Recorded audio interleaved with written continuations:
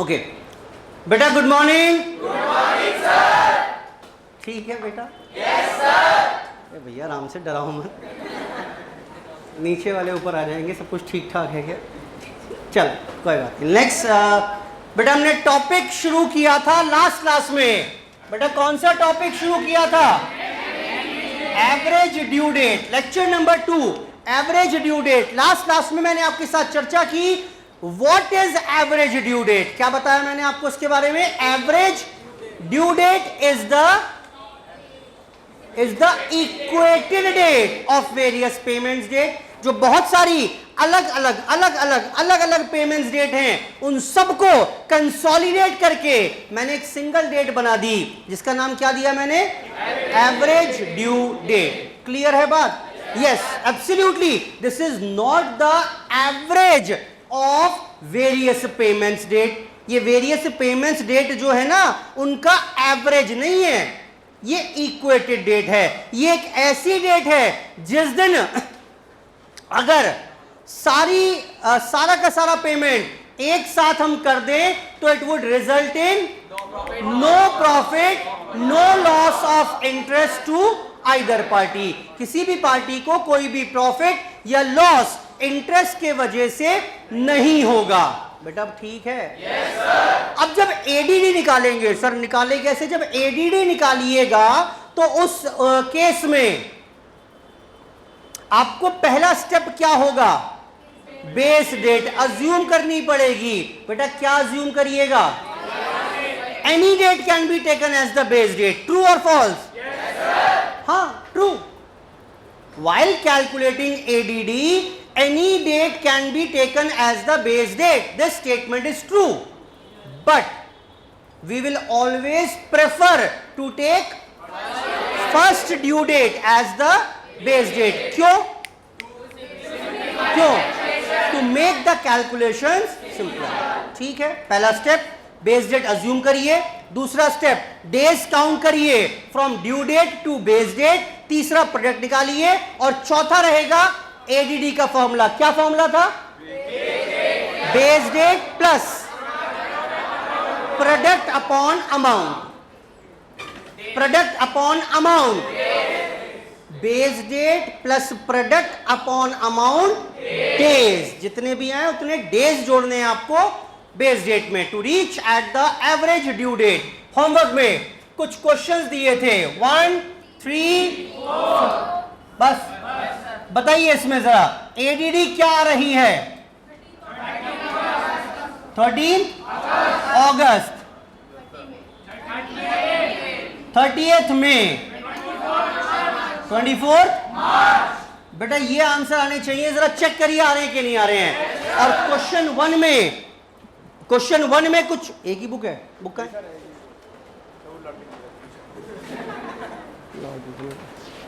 ये भी एक ही है, सारे के सारे नालायक हैं क्या भाई? क्वेश्चन 1 बेटा, क्वेश्चन 1 में यार हिला दिया क्या हमको? नहीं होगा ठीक, आपसे आप बुला के लाओ मैं उनको थोड़ा बच्चा।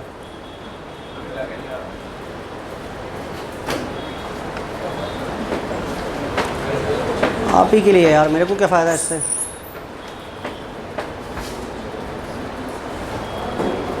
चलिए क्वेश्चन 1 हो गया कि नहीं हुआ बेटा? yes, बेटा क्वेश्चन 1 का आंसर इज 13 अगस्त। कुछ पूछना है क्या इसमें? If you need to discuss any point तो बताइए मेरे को। बेटा कुछ डिस्कस करना है? क्वेश्चन 1 आसान सा क्वेश्चन था। Similarly coming on to question number 3, बेटा कुछ ये तो क्लास में किया था शायद हमने, ऐसे बता दिया था। चलो क्वेश्चन 3 30 में बेटा आ गया कि नहीं आया? कुछ पूछना है? और last is question number 4, ADD निकाल कर देनी थी। आई होप ये भी हो गया होगा। चलिए इसके साथ ही हमारे पास होमवर्क के क्वेश्चंस की चर्चा समाप्त हो गई। एक बार चेक कर लो, उसको शायद हिल गया था ये। Okay, coming back to further question. समझिए अब देखिए, करना तो यही सब है पूरे चैप्टर में, यही सब करना है। बेस डेट अज्यूम करिए, कैलकुलेशंस करिए, फॉर्मूला लगाइए and calculate the average due date. मैं इसके आगे की चर्चा करूंगा या इससे पहले की कुछ चर्चाएं करूंगा मैं? ठीक, ये काम तो आप अपने आप ही किया करेंगे कैलकुलेशन का। अब मुझे एक बात बताइए, अच्छा ऐसे ही पूछ रहा हूं फिलहाल, तो एक बात बताइए, आपने मेरे से कहा सर ये सेवरल पेमेंट्स डेट हैं, ये सेवरल पेमेंट्स डेट हैं, इन सबको इक्वेट करके मैंने एडीडी निकाल डाली और पेमेंट था 25,000 का। इसका मतलब क्या हुआ? इसका मतलब यह हुआ कि अगर मैं सारा का सारा पेमेंट एक साथ एक दिन इस एडीडी पर पूरे 25,000 पे कर दूं तो किसी भी पार्टी को कोई एतराज नहीं होगा। यहां तक की बात तो ठीक है?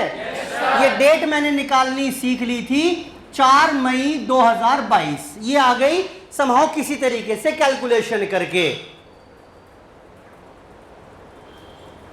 मैंने कहा जी मैं अगर 4 तारीख को, आप मुझे 4 तारीख को पेमेंट कर दोगे तो मुझे कोई एतराज ना होगा, ना आपको प्रॉब्लम होगी ना मुझे प्रॉब्लम होगी। आप पूरे 25,000 एक साथ एक दिन 4 मई को पे कर दीजिए। जानते हो पार्टी ने क्या कहा? सर पेमेंट कर तो देंगे लेकिन सर 4 मई को ना कर पाएंगे। हम सारा का सारा पेमेंट एक साथ आपको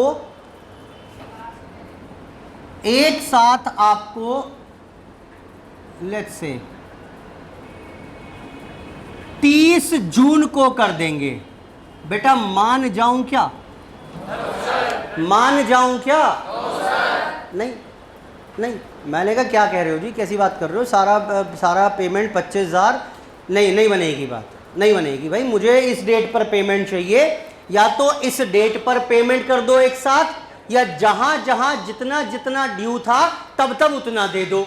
ये तो नहीं बनेगी बात। क्या सर प्लीज मान जाओ ना सर, प्लीज, बड़ी प्रॉब्लम है, कुछ फंड्स के क्राइसिस भी चल रहे हैं, मैं 30 जून को सारा पेमेंट आपका कर दूंगा, प्लीज सर मान जाओ। बेटा मान जाऊं क्या? मनाओ मुझे, आ जाओ, जल्दी आओ बेटा, जल्दी आओ, भाग के आओ। बेटा मान जाऊं क्या? नहीं मानूंगा, मैं भी नहीं मानने वाला, मुझे मनाओ। सर क्या करें? क्या बेटा मुझे लालच दो, मैं बड़ा लालची हूं, मुझे कुछ ऐसा प्रस्ताव दो कि मेरे मुंह में पानी आ जाए और मैं आपकी बात मान जाऊं। बेटा मनाओ मुझे। सर डांस करके दिखाएं? नहीं डांस वांस नहीं, फाइनेंशियल टर्म्स में बात करो, बताओ मैं कैसे मान जाऊं आपकी बात। समझ में आ रही है बात आपको? सर एक काम करो, अच्छा ज़्यादा रायता मत फैलाओ, आपको 25,000 यहाँ मिलने थे, हम ना दे पाएंगे, हम यहाँ देंगे। आप एक काम करो, हमसे इतने दिन का ब्याज ले लो। हाँ अब तो ठीक है, ये कोई अच्छी सी बात लग रही है। समझ में आ रही बात कि नहीं आ रही? क्लियर है बात? ठीक, यानी अगर आप मुझे इंटरेस्ट दे देंगे 25,000 पर इस पीरियड का, बोलो बेटा, ये जो भी पीरियड आ रहा है उस पीरियड का एट द स्पेसिफाइड रेट, तो मुझे अब कोई एतराज नहीं होगा। क्लियर है बात? क्लियर है बात? समझ में आ रही है बात? So this was the implication of average due date. जरा इमेजिन करो, अभी कुछ देर पहले, कल से पहले अगर मैं आपसे बोलता कि बेटा ये 25,000 रुपए सारे के सारे 30 जून को दूंगा मैं आपको, या आप मुझे पूरे ये 25,000 रुपए पूरे एक साथ यहां दूंगा आपको, तो आप क्या करते? आप इंटरेस्ट मांगते तब भी। लेकिन इंटरेस्ट कैलकुलेट कैसे होता सोचना जरा। मैं बोलता इस पेमेंट पे यहां से यहां तक का इंटरेस्ट दो, बोलो जो पेमेंट यहां ड्यू था आप यहां देने वाले हो, ये सारा इंटरेस्ट दो। इस पर यहां से लेकर यहां तक का इंटरेस्ट दो, इस पर यहां से लेकर यहां तक का, यहां से यहां तक का, इस वाले पर ये। बेटा तब इंटरेस्ट की अमाउंट आती कि नहीं आती? वाली यही निकल कर आती। लेकिन मेरी कैलकुलेशंस देख रहे हो मजेदार हो गई कि नहीं हो गई?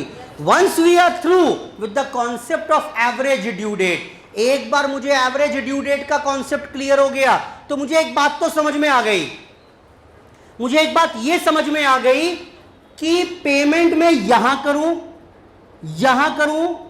यहां 2,000, यहां 3,000, यहां 1,000, यहां 8,000, यहां 10,000, या इस सब की जगह इस पूरे क्वेश्चन को एक लाइन में बोल के बताओ। 25,000 यहां पे कर दो, एक ही बात तो है। बोलो बेटा। इंपॉर्टेंट है जो बता रहा हूं बात में। ये क्वेश्चन क्या था? 1,000 यहां पे करने हैं, 1,500 यहां, 5,000 यहां, 8,000 यहां, 7,000 यहां। यही तो क्वेश्चन था। मैंने क्वेश्चन को कंप्रेस करके एक लाइन में कन्वर्ट कर दिया। बताओ क्या? कि मुझे 25,000 इस दिन पे करने। एक ही बात तो है। मैं ऐसे ऐसे बोलूं या ऐसे बोलूं, एक ही बात बनती है कि नहीं बनती है? ठीक है, क्वेश्चन मैंने रिप्लेस कर दिया। अब मैंने ये कहा कि मुझे 25,000 यहां देने हैं, मैंने यहां दिए। कैसे मनाओगे? सर इंटरेस्ट दिलवा दो इतने पीरियड का। Otherwise situation would have been like this. हर पेमेंट पर अलग अलग अलग अलग अलग अलग इंटरेस्ट कैलकुलेट करना पड़ता। बेटा बोलो। इसलिए एडीडी निकालते हैं। एडीडी का अपने आप में कोई खास मायने नहीं है। एडीडी निकालकर उसकी इम्प्लीकेशन। अब आप वो कह रहा है जी ब्याज ले लो मुझसे। अब क्या ऐसे ब्याज निकालूं? एक काम करता हूं, सबकी एक कंप्रेस्ड इक्वेटेड रेट निकाल लेता हूं और उससे ब्याज निकालना आसान हो जाएगा। बोलो बेटा ठीक है। yes, और सुनिए, if the payment is made before the average due date, अगर आपने पेमेंट किया एवरेज ड्यू डेट के बाद, तो उस केस में क्या बताया मैंने आपको, जरा बताना। अगर मैंने एवरेज ड्यू डेट के बाद पेमेंट किया, if the settlement is made after the average due date, देखना, if the settlement is made after the average due date, then interest is required to be paid from ADD to the date of settlement। ठीक कहा मैंने? yes, लेकिन payment ये थी, आप मेरे पास आ गए, सर आज कहीं से पैसे आए हैं, एक काम करिए आप सारे पैसे हमसे आज 15 अप्रैल को ही ले लीजिए।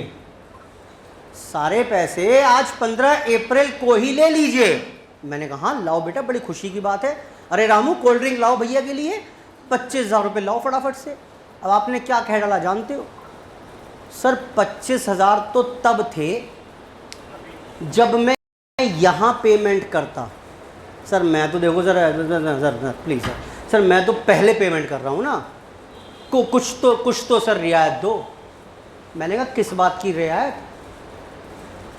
किस बात की रियायत भाई? ये है तो 25,000 ड्यू है, 25,000 आप पहले दे रहे हो तो ठीक है, लाओ मुझे तो 25 ही चाहिए। समझाओ मुझे किस बात की रियायत, समझाओ मुझे। मैं नहीं मान रहा, मुझे तो पूरे 25 चाहिए। समझाओ, दलील चाहिए मुझे कि मैं आपकी बात क्यों, आप डिस्काउंट मांग रहे हो मुझसे। अरे भाई किस बात का डिस्काउंट? बोलो कैसे बन जाएंगे? आप मुझे क्या समझा रहे हो जानते हो? आप मुझे समझा रहे हो सर देखो मैं ना कुछ मुझसे कम पैसे ले लो, और अगर इसे आप बैंक में डालोगे ना तो यहाँ तक पहुँचते पहुँचते वो 25 ही बन जाएंगे, तो आपका कोई नुकसान। हाँ ये बात ठीक है। आपको समझ में आ रही है हमारी बातचीत आपस में? So that is all based on understanding. आप समझाओ मुझे भाई, आपको डिस्काउंट चाहिए दूंगा मैं, but explain your point, prove your point. किस बात का डिस्काउंट? किस बात का? सर देखो अगर मैं यहां पर कम दे रहा हूं आपको, आप कैलकुलेट कर लो, अगर आप बैंक में डालिएगा तो अल्टीमेटली यहां पहुंचते पहुंचते 25,000 ही बन जाएगा, तो 25,000 की प्रेजेंट वैल्यू ही दे रहा हूं मैं आपको। बोलो बेटा क्लियर है बात? ठीक।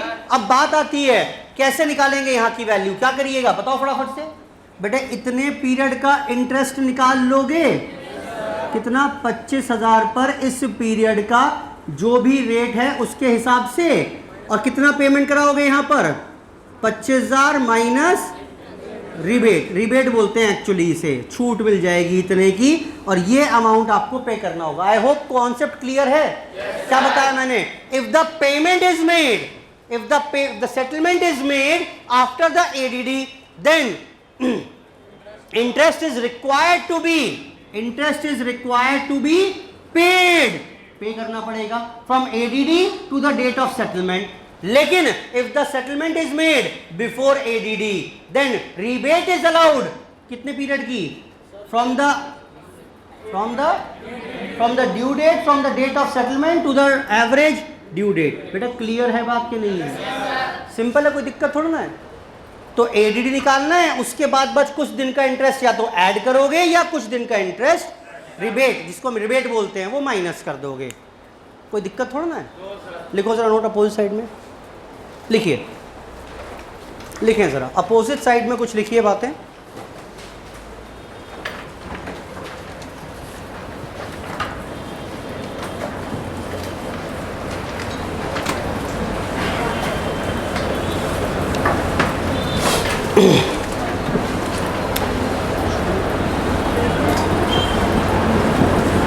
If the settlement is made after the ADD, then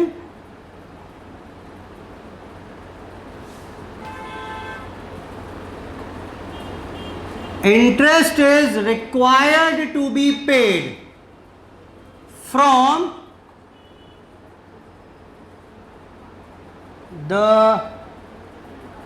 is required to be paid for the period from ADD to the date of, बेटा बात ना करो, is required to be paid for the period from ADD to the date of actual settlement। I hope समझ में आ रही होगी बात। अगर आप बाद में कभी पेमेंट करते हैं तो ADD से लेकर डेट ऑफ सेटलमेंट तक का इंटरेस्ट भी कैलकुलेट होगा, ऐड होगा।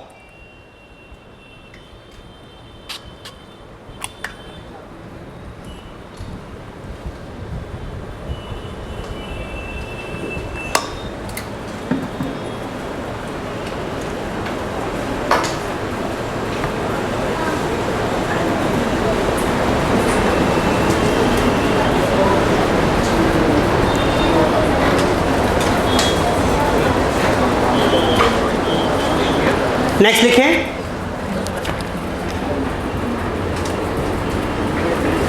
If the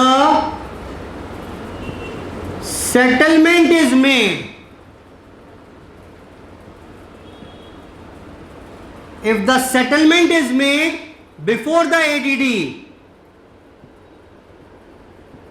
then rebate is allowed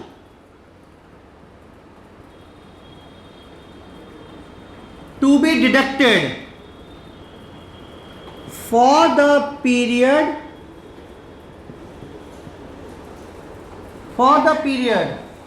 from date of settlement to ADD। करिए note, from date of settlement to ADD,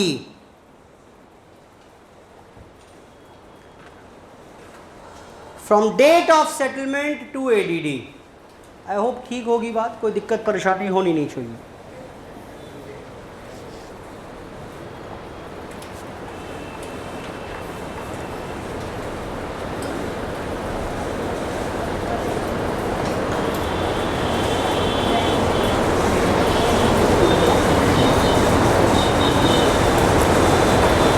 कई बड़ा फॉर्मस में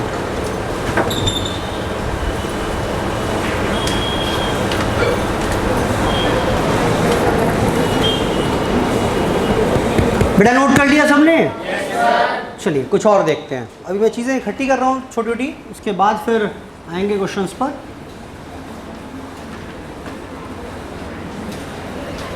वैसे डिटेल हमारे पास चैप्टर है इसके लिए, लेकिन स्टिल सुन लीजिए, concept of BR and BP, bills of exchange. बेटा थोड़ा बहुत तो आइडिया होगा ना। बिल्स ऑफ एक्सचेंज वैसे चैप्टर है पूरा मेरे पास, वहां पर डिस्कशन डिटेल में करूंगा, लेकिन यहां पर थोड़ी सी बात सुनिए। बिल्स ऑफ एक्सचेंज क्या होते हैं? भाई मैंने आपको माल बेचा, आपसे मुझे पैसे लेने हैं, आपने कहा 2 महीने बाद दे दूंगा। बड़ी सिंपल फॉर्म में समझा रहा हूं मैं आपको, रिवाइज करा रहा हूं रादर। आपने कहा सर 2 महीने बाद पेमेंट कर दूंगा। मैंने कहा मुझे तो विश्वास नहीं है कि आप पेमेंट करोगे कि ना करोगे, कहीं आप मना ना कर दो। तो मैंने एक कागज़ पर लिखकर आपसे साइन करा लिए, तो that is called bills receivable for me. मुझे वो कागज़ दिखाकर आपसे पैसे मिल जाएंगे और आपके लिए क्या हो गया? Bills payable. आपके लिए हो गया ये बिल्स पेबल। बेटा क्लियर है इतनी बात कि नहीं है?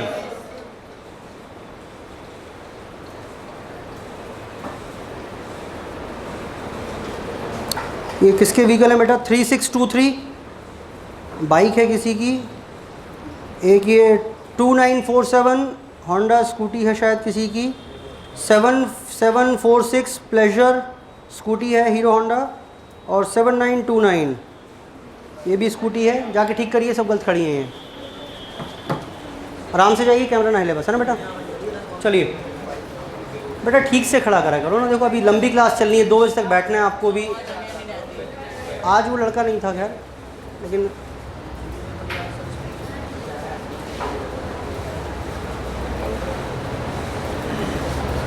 चलिए। तो बिल मैंने ड्रॉ कर दिया, ड्यू डेट पर मैं आपके पास जाऊंगा और आप पेमेंट मुझे कर देंगे 3 महीने बाद। क्लियर है? जब 3 महीने बाद मैं आपके पास पहुंचा, मैंने कहा जी 3 महीने हो गए, लाओ पेमेंट कर दो। आपने कहा हाँ सर मुझे बिल्कुल याद है, लेकिन थोड़ा कुछ समय दे दीजिए मुझे आप, मैं ज़रा बैंक से पैसे इकट्ठे करने पड़ेंगे, बैंक से लेके आता हूँ, कुछ दोस्त से लेकर आऊँगा, आपका पेमेंट कर दूंगा, आप मुझे 2-3 दिन का समय दे दीजिए। मैंने चलो 3 दिन का समय और दिया। Now these days are called days of grace. समझ में आता है? बोलो बेटा। तो डेज ऑफ ग्रेस मैंने क्यों दिए आपको? To arrange the funds required to met out the bill. Clear है? इन सब का बहुत डिटेल में पढ़ेंगे, बहुत डिटेल में मेरे पास बिल्स ऑफ एक्सचेंज चैप्टर है, लेकिन फिलहाल थोड़ा सा एक्सट्रैक्ट चाहिए मुझे वहां के लिए। तो बिल्स ऑफ एक्सचेंज, जो बिल मैंने ड्रॉ किया आपके ऊपर,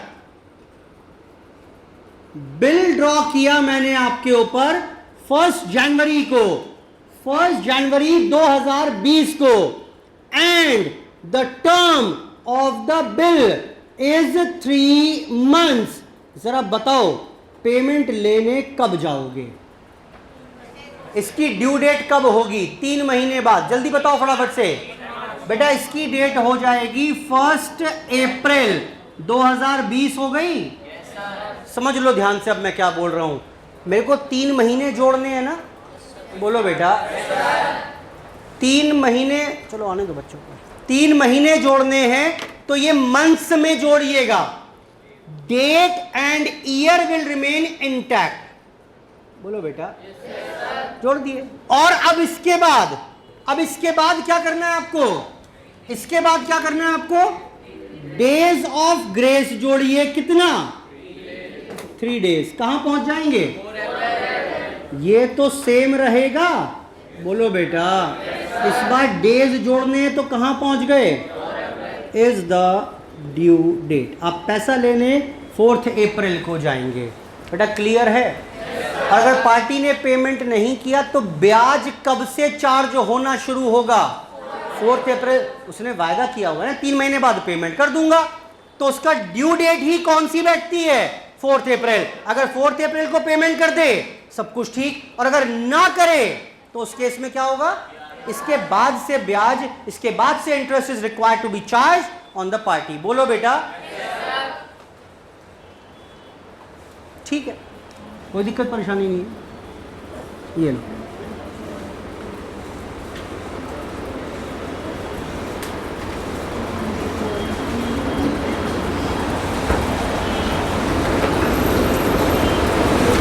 और सुनिए,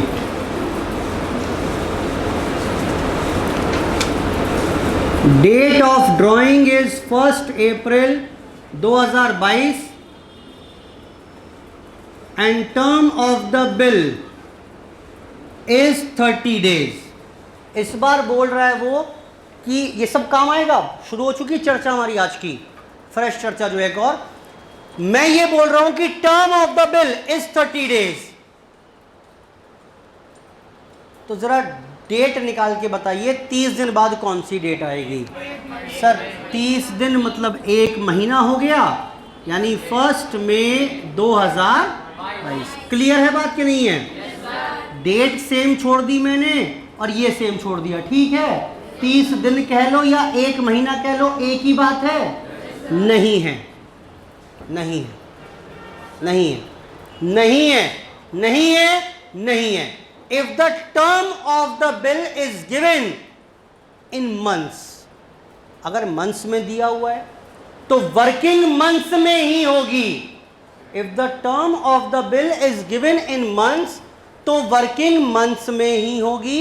If the term of the bill is given in days, then the working has to be made in days only। जरा 1 अप्रैल में, जरा 1 अप्रैल में 30 दिन जोड़ के बताइए। आपको समझ में आ रहा है? अप्रैल में कितने दिन बचे हुए हैं? 29 दिन बचे हुए हैं। 29 दिन जोड़ देंगे तो कहां पहुंच गए? 30 अप्रैल को पहुंच गए। और फिर क्या करें? 1 दिन और जोड़ दें, कहां पहुंच गए? ओ माय गॉड सर, ये तो वही डेट आ गई। बेटा वो इत्तेफाक से आ गई, वो अलग बात है, लेकिन मैंने 1 महीना नहीं जोड़ा। मैं ये समझाने का प्रयास कर रहा हूं। एक काम करते हैं, लेट्स टेक इट 1 जनवरी। अब बताओ 30 दिन जोड़ के कहां पहुंचोगे? 1 फरवरी पर नहीं पहुंचोगे? बोलो 31 जनवरी 2022। एंड फिर डेज ऑफ ग्रेस 3 दिन, कितना? 3 फरवरी 2000। आई होप क्लियर हो रही है बात। मैं समझाने का यह प्रयास कर रहा हूं कि मेरे को due date of the bills of exchange निकालनी है। अच्छा फर्स्ट रिलेट कर पा रहे हो मैं ड्यू डेट क्यों निकलवा रहा हूं? ड्यू डेट कुछ समझ में आ रहा है क्यों निकलवा रहा हूं? वो इसलिए कल को जब एडीडी पूछूंगा मैं आपसे कि ये 5-6 बिल हैं अलग अलग, इन सब की एक एडीडी निकाल दो। पहले तो उन सब बिल्स की ड्यू डेट निकालनी पड़ेगी।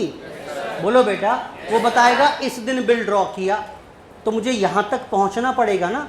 वो जो पहला कॉलम मैं आपको अभी तक तैयार दे रहा था, वो कॉलम अब आपको तैयार करना पड़ेगा। बोलो बेटा। तो अगर टर्म 30 दिन दी हुई है तो आपको 30 दिन काउंट करके जोड़ने हैं। Should not be taken as equal to 1 month. नहीं ले सकते उसको, स्ट्रिक्टली नहीं ले सकते। बढ़ू आगे और बेटा देखो दोबारा से, जो बच्चे अभी गायब थे बीच में, मैंने बोला क्या, दोबारा सुने। अगर आपको बिल्स ऑफ एक्सचेंज के केस में बिल ड्रॉ किया 1 जनवरी को, 3 महीने का बिल है, तो डेट और ईयर, तो डेट और ईयर तो एज इट इज छोड़ दीजिए। ये 3 महीने इस मंथ में जोड़िए, यहां तक आ गए। और साथ में फंड्स अरेंज करने के लिए 3 दिन देने हैं आपको। एक्चुअली कोई रूल नहीं है ये। होता क्या है कि 3 दिन मैंने आपसे बोल दिया, 3-4 दिन ले लो, फिर धीरे धीरे धीरे धीरे धीरे धीरे वो प्रैक्टिस में आ गया कि भाई 3 दिन मिलेंगे बाय डिफॉल्ट। अब 3 days will be added as days of grace. अब 3 दिन जोड़ने हैं। ये मंथ वाला कॉलम सही सेम रहेगा, ईयर सेम रहेगा। बोलो बेटा। इसमें 3 दिन जोड़े तो 4th पर पहुंच गए, इज द आंसर। फिर मैंने ये कहा कि अगर term is given in days तो ईयर सेम, मंथ सेम, और ये 30 दिन इसमें जोड़ेंगे। हाँ, इसमें जोड़ने के बाद ऐसा हो सकता है मंथ आगे खिसक जाए, बेटा हो सकता है ना। और फिर 3 दिन ग्रेस के जोड़ेंगे यहां पर, तो 3 फरवरी 2022 इज द आंसर। तीसरी बात सुनिए, एग्जाम्पल 3। ये सब नोट करने हैं मेरे को अभी, लेकिन पहले कॉन्सेंट्रेट करिए। डेट ऑफ ड्रॉइंग,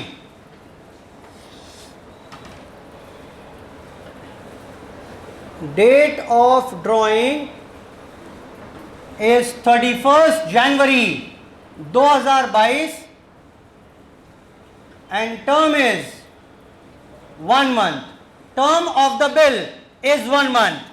जरा ड्यू डेट निकाल के बताइए। ये डेट ऑफ ड्रॉइंग है, ये डेट ऑफ ड्रॉइंग है जिस दिन बिल लिखा गया। हाँ जी,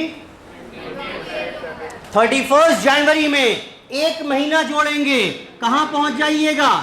31 फरवरी 2022। यही तो होगा। Date will remain same, year will remain same, महीना एक बढ़ जाएगा, हम पहुंच गए 31 फरवरी पर। ऐसे ही होगा। अरे सुन तो लो पूरी बात। लेकिन क्या 31 फरवरी एग्जिस्ट करती है? अगर नहीं करती तो take last date of the month as the relevant date. कौन सी हो गई? चेक करो। 30 होती है क्या? नहीं होती। 29 है क्या इसमें? नहीं है। लीप ईयर नहीं है, ये नहीं है लीप ईयर, तो कौन सी होगी? और अब जोड़ेंगे क्या? Days of grace. कहां पहुंच गए? आई होप समझ में आ रही है बात ये। ठीक। अगर आपने जब टर्म जोड़ा और जिस डेट पर पहुंच रहे हो, if that date does not exist, तो क्या करेंगे? Last date of the month will be considered. I hope ठीक है बात ये भी। अच्छा, और सुनिए एग्जाम्पल 3 था ये हमारे पास। मैंने बिल ड्रॉ किया किसी डेट पर, पता नहीं कौन सी, इसमें टर्म ऐड कर दी और फिर डेज ऑफ ग्रेस भी ऐड कर दिए, और यहां पर जो ड्यू डेट आई that is 26 January. 26 January, and 26 January seems to be a public holiday. आपको समझ में आ रहा है कि नहीं आ रहा है? मैंने जब डेज की काउंटिंग की तो देखा रे 26 जनवरी आ गई, and 26 January is a public holiday, यानी सारे काम बंद रहेंगे। तो अब ऐसे में सेटलमेंट कौन सी डेट पर करिएगा? कौन सी डेट पर करिएगा? If it is a public holiday, if it is a public holiday, then the settlement would be made on the previous working day। कौन सा हो गया? नहीं, सेटलमेंट ड्यू डेट जो होगी 25 जनवरी 2022 होगी। क्लियर है बात? अरे जिस दिन आपने बिल ड्रॉ किया था उसी दिन आपको मालूम था कि इसकी ड्यू डेट इत्तेफाक से 26 पड़ रही है, 26 पब्लिक हॉलीडे है, तो इम्प्लाइडली आप पैसा लेने कब पहुंच जाइएगा? 25 जनवरी को। क्लियर है? क्या बताया? If the due date of the bill seems to be a public holiday, then the settlement would be made on the previous working day. Clear है बात कि नहीं है? फटाफट से अपोजिट साइड में चारों एग्जाम्पल नोट करिए, मुझे हटाकर कुछ और लिखना है।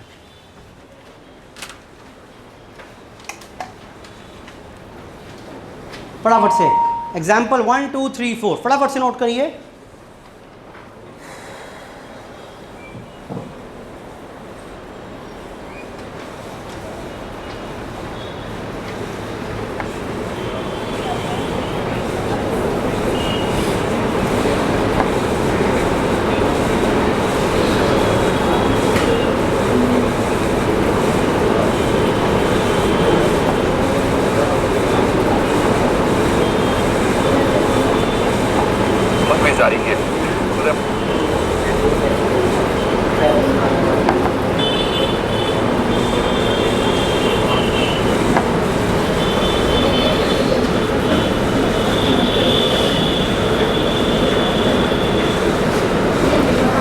पानी कहाँ से भिजाई है?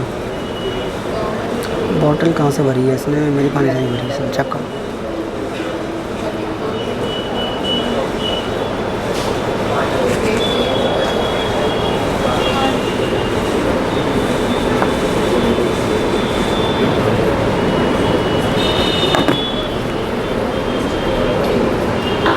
जी बेटा, बेटा नोट कर लिया?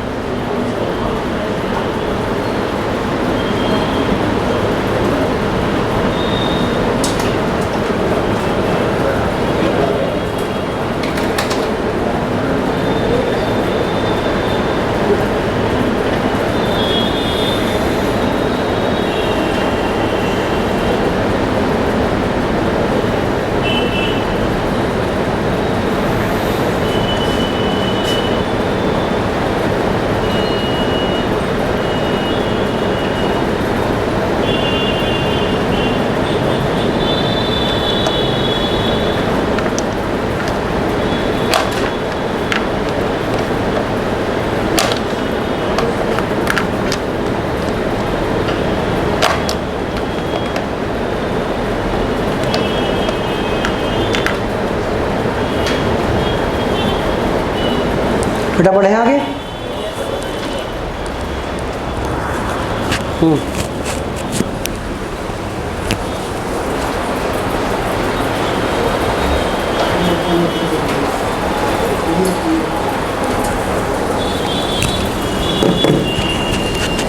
जी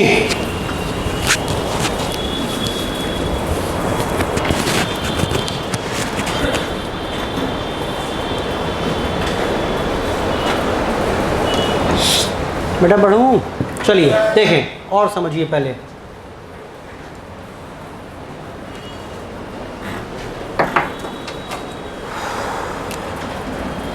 fifth, date of drawing. Bill draw किया, बिल ड्रॉ किया हमने यहां पर, इसमें हमने टर्म ऐड कर दी,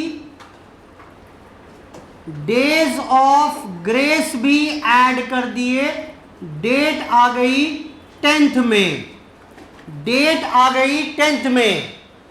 ठीक है सर, क्या दिक्कत है? ड्यू डेट आ गई तो इस दिन सेटलमेंट कर देंगे। लेकिन जानते हो क्या हुआ? 10 मई को जब गए तो it seem it is 10 May is a sudden holiday. कुछ अचानक से ऐसा हो गया जिसके वजह से छुट्टी हो गई। भाई कोई दंगे हो गए, किसी की मार्केट में डेथ हो गई जिसके चलते पूरा मार्केट बंद कर दिया गया, या कोई और प्रोटेस्ट हुआ जिसके चलते ये तय किया गया कि 10 तारीख को मार्केट बंद रहेगा, 10 तारीख को मार्केट बंद रहेगा। अब बताइए अब सेटलमेंट कब होगी? बेटा बड़ा आसान है, देखिए क्या हुआ।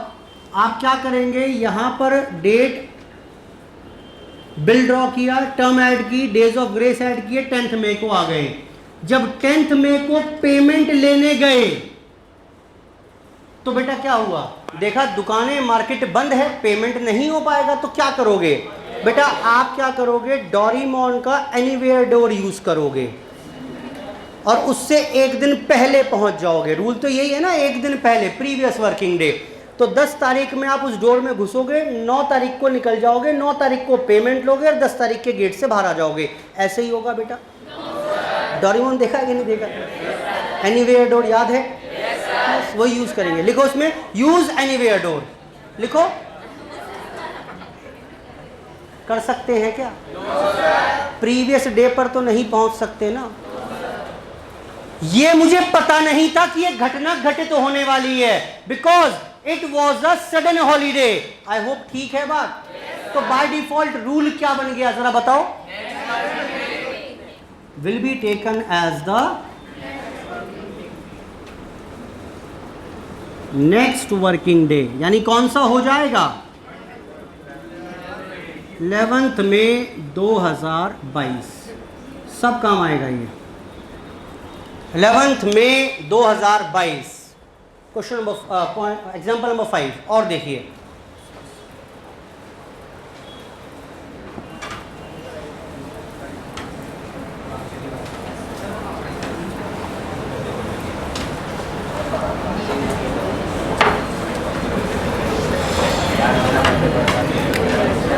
देखें, डेट ऑफ ड्राइंग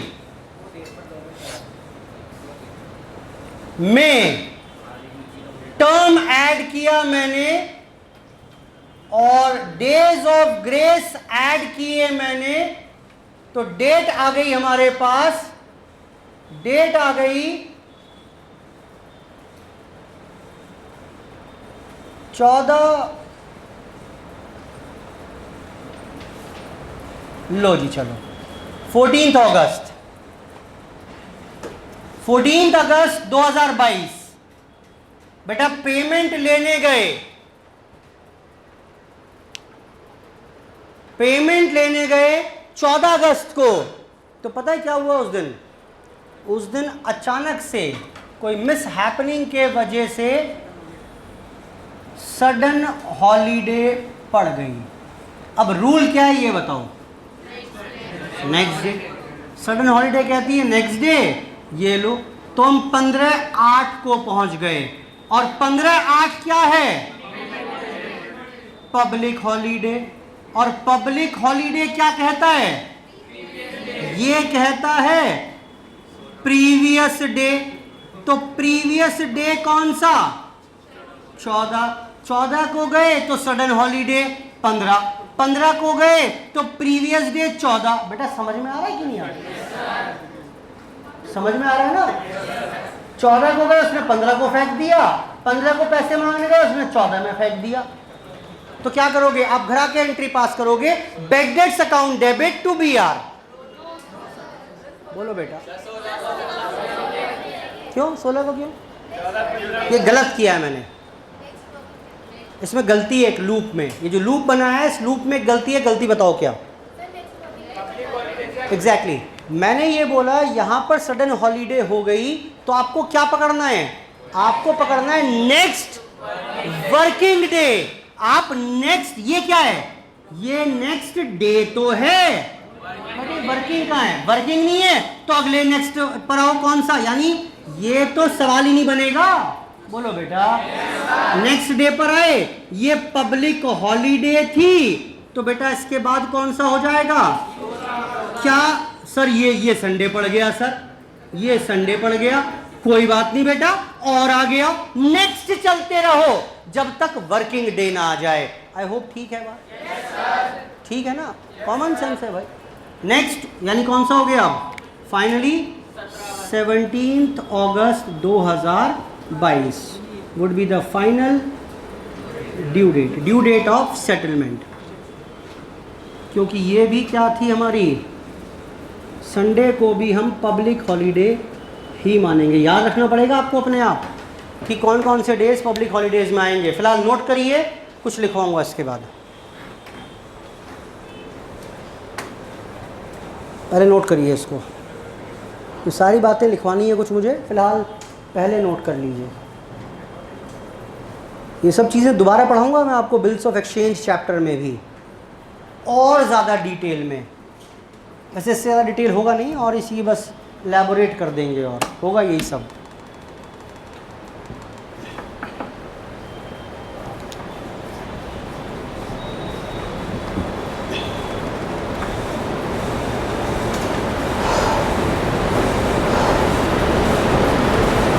बेटा नोट कर लिया सबने?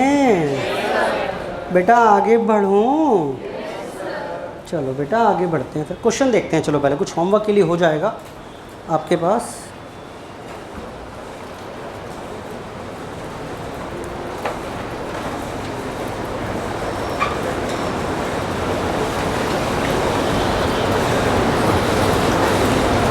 ना बेटा एक बुक है आपके पास। चलिए देखना बेटा एक बार क्वेश्चन देखें मेरे साथ साथ। क्वेश्चन नंबर 1 2 3 4 कर चुके हैं, 5 पर आइए।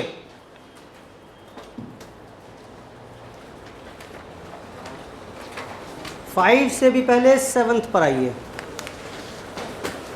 7th स्टडी मटेरियल का ही क्वेश्चन है ये, ICAI के पढ़े। A trader having accepted the following several bills falling due on different dates. मैंने बड़े सारे बिल लिखे हुए थे जिनकी अलग अलग ड्यू डेट थी। Now desires to have these bills cancelled. मैं चाहता हूं सारे बिल खत्म हो जाएं and to accept a new bill for the whole amount payable, और सबके बदले में एक टोटल नया बिल बन जाए on the average due date. You are required to find out the said average due date. Amount date क्या थी? 1 मार्च को एक बिल लिखा, अमाउंट 400 और यूजेंस ऑफ द बिल 2 महीने। क्या करना होगा बेटा? 2 महीने ऐड कर लोगे, 1 मार्च का 1 मई हो जाएगा तो ड्यू डेट का कॉलम बन गया, उसमें 1 मई लिखोगे। बेटा डेज ऑफ ग्रेस भी तो ऐड होंगे। एक काम करो फटाफट से, क्वेश्चन नंबर 7 का मुझे फटाफट से ज़रा एक ड्यू डेट का कॉलम, पहले लिखो डेट ऑफ बिल बनाओ, जगह छुड़वा दूंगा आपके लिए फिर मैं। आप मुझे थोड़ा सा काम करके दीजिए बस बेसिक। क्वेश्चन 7 शुरू करो। पहला कॉलम डेट ऑफ बिल, नहीं भी लिखोगे तो ज़रूरत नहीं है लेकिन फिर भी खूबसूरत प्रेजेंटेशन के लिए लिख लो। और अगला कॉलम ड्यू डेट, ये बना कर दो मुझे फटाफट से, बाकी क्वेश्चन होमवर्क में। Find out the due date of the bill.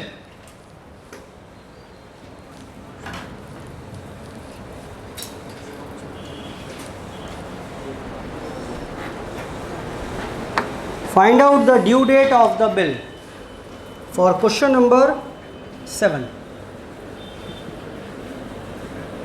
Date of bill and what would be the due date. बेटा 1 मार्च 2001 क्या हो जाएगा बेटा? ये कैलकुलेट कर लोगे ना, 2 महीने जोड़े पहले मैंने और फिर 3 दिन जोड़े, 10 मार्च में 3 महीने जोड़िए, 13 जून 2001, 5 अप्रैल में 2 महीने जोड़िए, 8 जून 2001, 20 अप्रैल में 1 महीना जोड़िए, 23 मई 2001 और फाइनली 10 मई में 2 महीने जोड़िए, 13 जुलाई 2001। क्या इसके बेसिस पर आप क्वेश्चन कर लोगे? Now date of bill is irrelevant, कोई मायने नहीं है इसका। डेट ऑफ बिल का कोई मायने नहीं है, डेट ऑफ बिल का कोई मायने नहीं है। ड्यू डेट पकड़कर जरा बताइए मुझे, बेस डेट क्या अज्यूम करोगे? कुछ भी कर सकते हैं, लेकिन प्रेफरेबली किसे पसंद करोगे करना? 1 मार्च को पहली डेट ना, पहली मार्च, पहली डेट नहीं कहा था मैंने, फर्स्ट ड्यू डेट, क्योंकि इसको पकड़ेंगे तो यहां 0 हो जाएगा, इसको पकड़ेंगे तो 0 नहीं होगा, मान सकते हो इसे भी, बट इसे पकड़ के फायदा ये है कि यहां ऑटोमेटिकली क्या आएगा? डेज 0, प्रोडक्ट भी कितना आएगा? कैलकुलेशंस कुछ आसान हो गई। क्वेश्चन नंबर आइए 6 पर।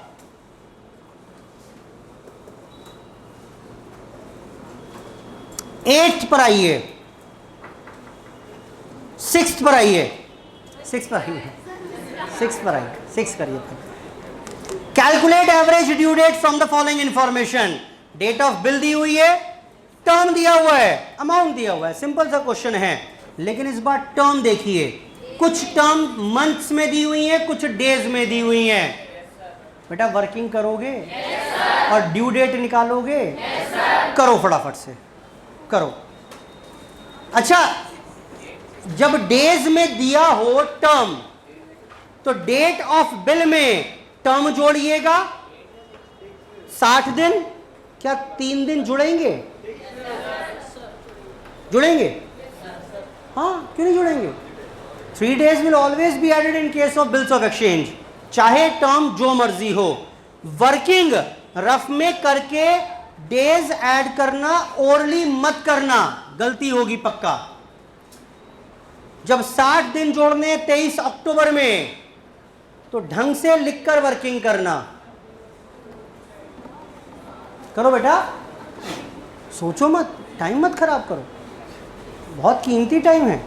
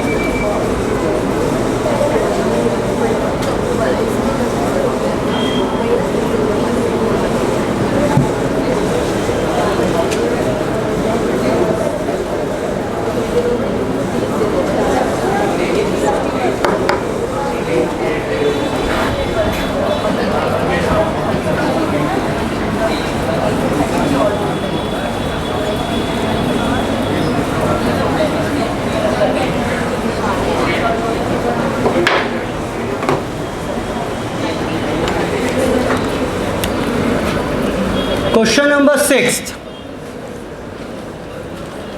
बेटा, 10 अगस्त के लिए डेट क्या हो जाएगी? 3 महीने जोड़ेंगे, 13 नवंबर हो गई। अच्छा, 23 अक्टूबर के लिए निकाल के बताइए, ध्यान से देखना। आप कितने दिन जोड़ने हैं बेटा? 60 डेज। 23 अक्टूबर में अक्टूबर में कितने दिन बचे हुए हैं? 8 दिन जोड़ दें यहां से निकाल कर, कहां पहुंच गए? 31 अक्टूबर। नवंबर में कितने जोड़ दें? यहां से 30 दिन और निकाले, कहां पहुंच गए? 30 नवंबर। बेटा वर्किंग समझ में आ रही है? ऐसे ही करोगे, इस बंच में से डेज निकालते जाओ, ऐड करते जाओ। ओरली तो बिल्कुल नहीं करोगे इस काम को। कितने दिन बचे? 22 दिन। 22 दिन और ऐड कर को निकाल कर कहां गए? और साथ में 3 दिन ग्रेस के। 25 दिसंबर। 25 दिसंबर। लेकिन 25 दिसंबर seems to be a public holiday, Christmas होता है। मैं लिखवा दूंगा लिस्ट अभी आपको कि किस किस को आपको ध्यान रखना है कि पब्लिक हॉलीडेज हैं। 25 दिसंबर पब्लिक हॉलीडे, तो पब्लिक हॉलीडे है तो previous working day will be considered. अगर 24 को संडे होता तो क्या बोलते हो भाई? कुछ भी बोलते हो जो मन में आता है। अगर 25 तारीख को पब्लिक हॉलीडे था तो रूल क्या कहता है? Previous working day. तो नेक्स्ट तो वर्ड ही कहां से आ गया? पीछे चलते जाओ जब तक वर्किंग डे ना आ जाए। 24 को संडे है, कैंसिल करो, कौन सा आएगा? 23 को कुछ और पब्लिक हॉलीडे है, कौन सा हो जाएगा? खत्म बात। क्लियर है बात? करो फटाफट से। और देखिए, तो इसके बाद 4 दिसंबर में 2 महीने जुड़वाइए। बोलो बेटा। 7 फरवरी 95। 14 जनवरी में जुड़वाइए 60 दिन। दोबारा से ये काम करिए, 60 दिन। 14 जनवरी 17 दिन निकालकर जोड़िए पहले, आ गए 31 जनवरी पर। फरवरी में कितने दिन रहेंगे? 28, 29। लीप ईयर है कि नहीं है? नहीं है। 28 दिन और निकाल दिए, आप आ गए 28 फरवरी पर। कितने दिन बचे हुए हैं? हाँ जी, 15 दिन और निकालकर जोड़ दिए, 15 मार्च। और 3 दिन ग्रेस के। आई होप ठीक है बात। ये कंप्लीट करेंगे होमवर्क में। क्वेश्चन नंबर 6, 9th में लिखिए होमवर्क में। 6th homework, 9th homework, 7th homework. इसी सीक्वेंस में करिएगा जो मैंने दिया है आपको होमवर्क के लिए क्वेश्चन। 7th, 6th और 9th। और देखें,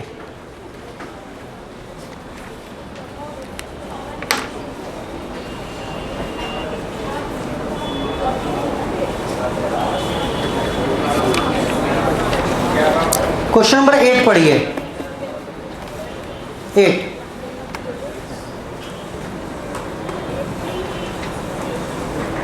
क्वेश्चन नंबर 8 पढ़िए, क्या कह रहा है?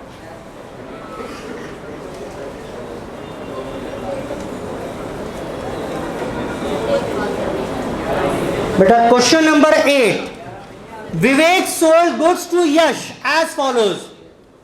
मैंने अलग अलग डेट पर माल बेचा। 15 मई, 22 मई, 29, 5 जून, 11 जून। अलग अलग डेट पर अलग अलग अमाउंट का माल मैंने बेचा यश को। आगे आइए, payments were to be made. मैंने कहा भाई पेमेंट कैसे दोगे?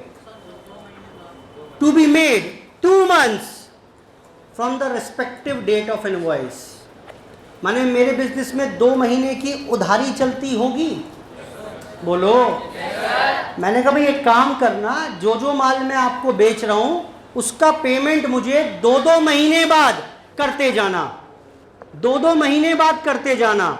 You are required to calculate the average due date. जो पहला डेट ऑफ इनवॉइस है उसकी ड्यू डेट निकाल के बताइए। इसके पैसे मांगने कब जाओगे? इसके पैसे कब आएंगे? बेटा 15 मई था, जोड़ो जोड़ो इसमें 2 महीने, 17 सॉरी 15 जुलाई, क्लियर है बात? 15 July is the due date, 15 July is the due date, 15 July is the due date, 15 July is the due date. मैं बिल्कुल ठीक बोल रहा हूं, बहस करो, मैं बिल्कुल ठीक बोल रहा हूं, फिर नो। अरे भाई, डेज ऑफ ग्रेस तब होते हैं तब होते अगर it would have been the case of bills of exchange. कहाँ है बिल्स ऑफ एक्सचेंज चैप्टर में? अरे भैया, BRBP कहीं दिख रहा है आपको? ये ढूंढो पहले क्वेश्चन में। इनवॉइस अलग चीज होती है, सेल्स इनवॉइस परचेज इनवॉइस नहीं होते क्या? आप माल खरीदने आए, बिल फाड़ के दे दिया मैंने, ये लो बिल, वो भी तो बिल होता है, but that is not bill of exchange. बेटा बोलो, अगर मैंने बोला हुआ है मेरे यहां 2 महीने की उधारी होती है, तो उसमें 3 दिन ग्रेस के ऐड नहीं करेंगे? बोलो, days of grace will be added only in case of bills of exchange. I hope समझ में आ गई बात। Days of grace will not be considered. वो कब कंसिडर होते हैं? सिर्फ जब बिल्स ऑफ एक्सचेंज का केस हो। बेटा ठीक है, समझ में आ गया क्रिटिकल पॉइंट? क्वेश्चन आसान हो गया। किसी में भी डेज ऑफ ग्रेस नहीं जोड़ेंगे, 2-2 महीने जोड़ते जाइए।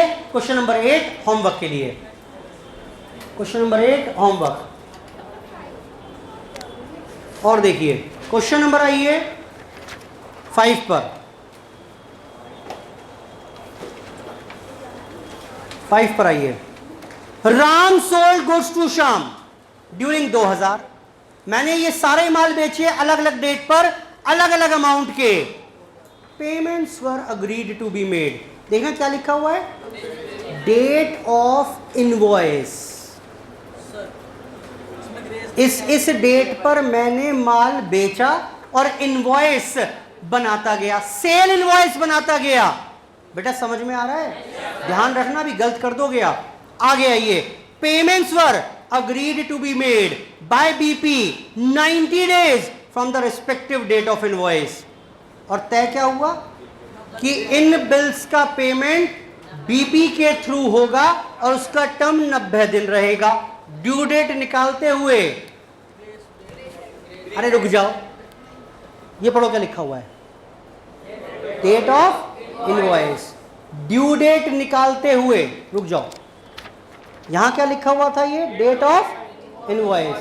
और हमने क्या किया, डेट ऑफ इनवॉइस में डेज ग्रेस के ऐड नहीं होते। याद रखना, डेट ऑफ इनवॉइस में ग्रेस डेज ऐड नहीं होते, डेट ऑफ इनवॉइस में डेज ऑफ ग्रेस ऐड नहीं होते। याद रहेगा बेटा?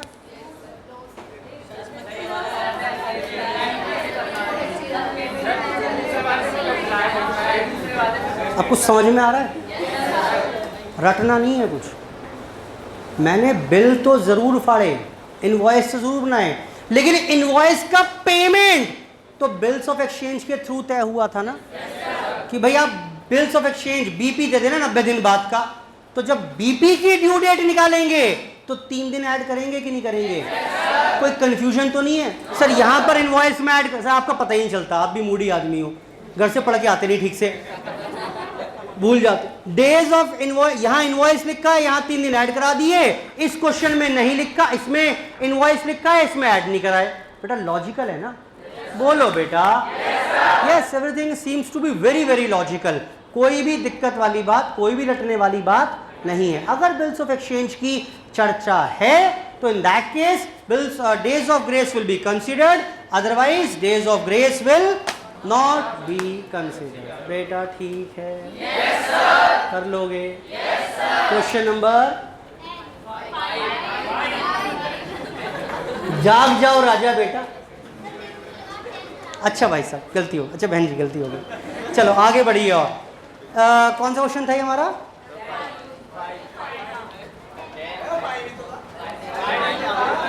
बच गया कुछ कैसे में भी? एक बच गया 10th। अच्छा अच्छा जी, करा रहे हैं।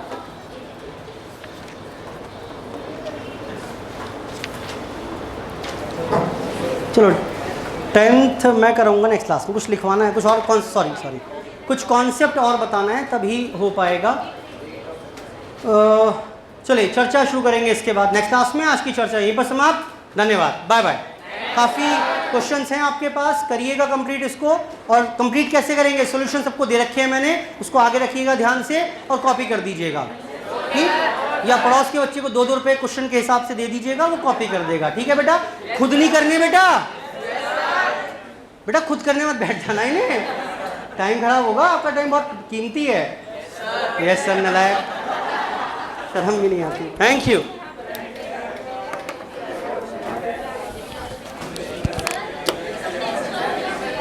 टेस्ट मैं बता दूंगा कल, पूछो ना मुझसे, किसमें सब में है डिस्कस, पूछो ना मुझसे, व्हाट्सएप डाल दो, बता दूंगा मैं एक आध घंटे में। अरे पूछना शुरू तो करो बेटा, जब रखूंगा उसके लिए जो पूछना कल बताया नहीं पड़ा मैंने, पूछो क्या दिक्कत है। अभी तो बहुत सारी थी, अब एक ही हो गई, बताओ। आप कल क्वेश्चन ले आओ ऑफिस में, क्लास का पूछ लेना मुझसे, क्या दिक्कत है बेटा। एक ना ये बड़ी प्रॉब्लम है, बैठो। आपको अगर कोई प्रॉब्लम आ रही है, मुझे नहीं पता, लेकिन अगर कोई क्वेश्चन करते हुए घर पे प्रॉब्लम आती है तो इन दैट केस ऑफिस के बाद, क्लास के बाद मैं अवेलेबल रहता हूँ यहाँ पर 5 मिनट, 10 मिनट, 15 मिनट, जितने आपकी दूसरी क्लास स्टार्ट नहीं होती, तो आप आकर डिस्कस कर सकते हो। आप उसे नोट करने में लगे हो, बस नोट करेंगे, पूछ लेंगे बाद में पूछ लेंगे। क्यों बाद में पूछ लेंगे भाई, कोई छोटी मोटी प्रॉब्लम है व्हाट्सएप डाल दो मुझे, मैं एक्सप्लेन कर दूंगा। कल सबके व्हाट्सएप आया था कि नहीं आया था, खत्म बात। जिसको सुनना है सुन लो, नहीं सुनना डिलीट कर दो। बल्कि डिलीट करने को नहीं कहूँगा मैं, कारण क्या है कि जब आप उस क्वेश्चन पर पहुँचेंगे तो दिक्कत आएगी वहाँ पर, तो वो आप रेफ़र कर सकते हो। क्लियर है बात। और नहीं भी है, आपने क्वेश्चन नहीं भी किया तो जो पॉइंट मार्क किया हुआ है किसी भी बच्चे ने, उसको पढ़िए क्या बोल रहा है, आंसर करने का प्रयास करिए। नहीं आता तो मेरी रिकॉर्डिंग सुनिए, वॉइस नोट, समझ में आ रही है बात। तो इंस्टेंट आपका revision, that is a simple way out. इससे सिंपल क्या हो सकता है और, ठीक है। तो जो प्रॉब्लम है, आप प्रॉब्लम इंस्टेंटली पूछते रहिए क्लास के बाद, क्लास से पहले। बहुत ज़्यादा बैकलॉग मत रखिए उन चीज़ों का। हाँ, कोई चीज़ अगर नहीं होगी रेलिवेंट डिस्कस करने वाली, तो मैं अपने आप बता दूंगा कि इस पॉइंट को अभी आप पेंडिंग छोड़ दो, ये फला चैप्टर के बाद ही क्लियर हो पाएगा पॉइंट। जैसे कल कुछ बच्चों ने पूछा था प्रॉब्लम मुझसे, तो मैंने उनको इंडिविजुअली रिप्लाई कर दिया था कि बेटा ये पॉइंट अभी नहीं हो पाएगा, ये अप्रूवल सेल्स चैप्टर के बाद होगा, या फाइनल अकाउंट्स चैप्टर जब हो जाएगा उसके बाद ये पॉइंट रेलिवेंट बनेगा, तभी समझा पाऊंगा। फाइन, तो उसको आप छोड़ सकते हैं बस। तो इतना परेशान होने की आवश्यकता नहीं है पेपर को लेकर या प्रॉब्लम्स को लेकर। इतना बड़ा उसको पहाड़ मत बनाओ अपने लिए भी कि सब प्रॉब्लम रुकी हुई हैं बहुत सारी, कैसे होंगी। अरे पूछो ना भाई, मैं तो घर आऊँगा नहीं पूछने आपसे। हाँ आ जाओ सर, मैं नहीं आऊँगा अगर आपको पूछना पड़ेगा, टाइम आपको निकालना पड़ेगा। क्या खिलाओगे? चलिए, थैंक यू।